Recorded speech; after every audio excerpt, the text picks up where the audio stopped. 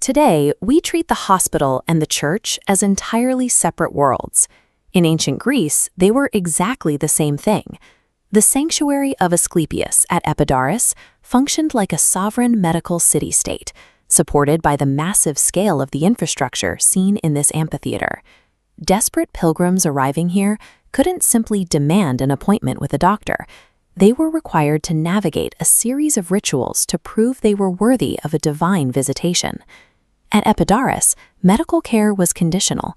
The sanctuary operated on the principle that the body could not be treated until the spirit was properly prepared. Preparation began with a grueling physical regimen. Upon entering the sacred grounds, the sick endured freezing purification baths, strict dietary restrictions, and prolonged fasting. They were required to dedicate specific terracotta models, like this hand and breast, to direct the gods' attention to their exact physical afflictions. While they waited, exhausted and hungry, pilgrims read the Iamata, towering stone pillars engraved with the miraculous survival stories of the patients who came before them. Modern science refers to this as psychological priming. By combining physical exhaustion with a relentless feed of success stories, the priests intensified the expectations of every arrival. This exhaustive religious ritual functioned as a mechanism to prime the patient's psychological state, attempting to trigger a heightened immune response before medical intervention began. When night fell, the primed patients were moved from the bustling daylight into the abaton. These surviving columns mark the dark, enclosed hall where the sick were sealed in for the night. There were no soft beds. Patients laid directly on a stebus, a rough pallet of straw and branches spread on the floor, to ensure physical contact with the subterranean energy of Asclepius. Once they were settled in the pitch-black silence, the doors were locked. Then the temple staff released the animals. Non-venomous snakes and sacred dogs roamed freely among the prone patients, occasionally pausing to lick their open wounds. Subjected to sensory deprivation, physical discomfort, and the proximity of roaming animals, the patient's grip on conscious reality began to fracture. To assist this transition, temple staff likely administered opium or other psychoactive sedatives, plunging the sick into a deeply altered, vulnerable state of sleep. The Greeks called this sacred dream state enkoimesis. Drifting through the darkness, patients hallucinated Asclepius and his divine family, like his daughter Hygeia, entering the room to perform miraculous interventions. While the patients dreamed of gods, the physical reality involved human priest-doctors disguised as the deities, actively navigating the dark dormitory.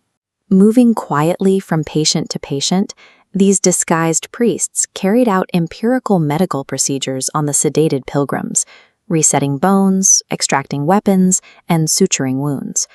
The recorded miracles at Epidaurus represent a clandestine integration of ancient surgical practice and divine theater. When the sun rose, patients who had not experienced an immediate cure faced the next phase of treatment. They were required to recount their drug-induced dreams to the temple priests. The priests acted as dream interpreters, looking past the literal events of the visions to identify underlying physical or psychological distress. Based on these interpretations, the priests prescribed holistic regimens, including specific dietary shifts, restorative mud baths, and localized physical exercise.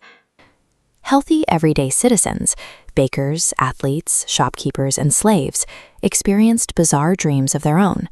They needed to know exactly what those visions meant for their waking lives, without making a pilgrimage to a temple. Enter a man named Artemidorus of Daldis. In the 2nd century CE, he compiled a massive 5-book text called the Oncirocritia, or the Interpretation of Dreams. It is the only dedicated dream manual to survive completely intact from the ancient world. Artemidorus was a working professional who set up shop in bustling marketplaces and at major festivals. He treated dreams as raw data, applying systematic rules to decode specific, practical meanings for his paying customers.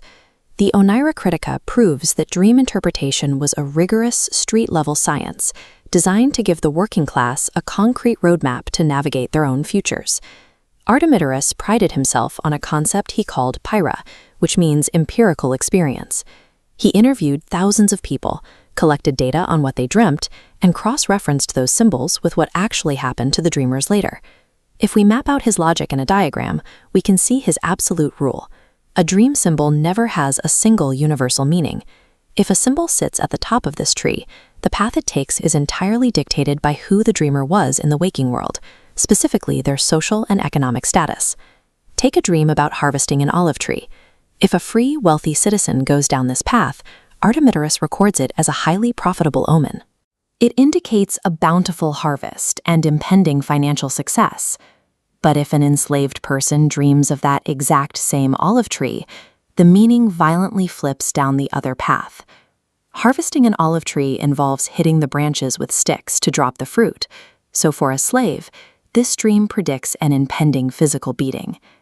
This rigid obsession with civic position dictated every single analysis. It even governed the interpretation of highly intimate, sexual dreams, which occupy an entire section of the manual. The French philosopher Michel Foucault pointed out that these ancient sexual dreams were never analyzed for hidden romance or repressed desire. They were read purely as metrics of social dominance. The crucial factor was entirely about agency, who was performing the action, and whether that action maintained their superior position in the civic hierarchy. The Oncirocritia lays bare a world where legal and social standing could not be escaped, even in sleep. The brutal realities of the civic hierarchy were deeply, unavoidably ingrained into the ancient subconscious. Beyond status, there was a second major mechanic to interpreting dreams: linguistics. The Greeks and Romans widely believed that the universe hid clues to the future in wordplay, puns, and phonetic coincidences. For instance, Artemidorus recounts the case of an athlete who dreamed of an eagle. In ancient Greek, the word for eagle is atos.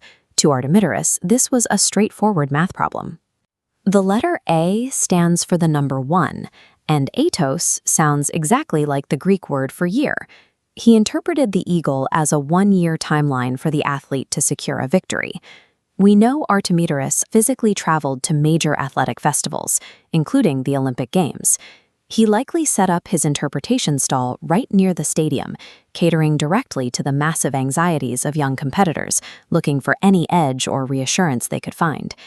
Decoding a dream required treating the vision as a hyper-localized linguistic puzzle, perfectly tailored to alleviate or confirm the specific real-world anxieties of the client standing right in front of you. Today, we don't consult Artemidorus's manual to find out if an eagle means we'll win a promotion next year. The scientific prediction of the future through dreams has been completely abandoned. Traditional ancient history gives us an incredibly narrow view of the past. It was written almost exclusively by the ultra-elite, for the ultra-elite, focusing heavily on emperors, sweeping military campaigns, and wealthy generals. By recording the dreams of his actual clientele, Artemidorus documented the sub-elite. His text serves as a masterpiece of bottom-up history, capturing the actors, the heavily indebted, the farmers, and the laborers who were completely ignored by classical historians. Consider one of the most profound entries in the text. An enslaved man has a dream where he is playing catch, tossing a ball back and forth with Zeus, the king of the gods. Artemidorus translates the supreme god Zeus as a symbol for the slave's master. Because playing catch involves passing the ball back and forth equally, the dream signifies an impending dangerous argument, an exchange of words where the slave speaks on an equal footing with his owner. That short passage strips away the marble columns and the grand myths. It exposes the raw, unfiltered hopes of marginalized people striving for a moment of equality, right alongside the terrifying reality of speaking out of turn. Artemidorus sat down to write a definitive guide on how to predict the future, but in doing so, he achieved something far more enduring. He perfectly preserved the mundane anxieties, the quiet hopes, and the deeply relatable humanity of ordinary people living 2 millennia ago.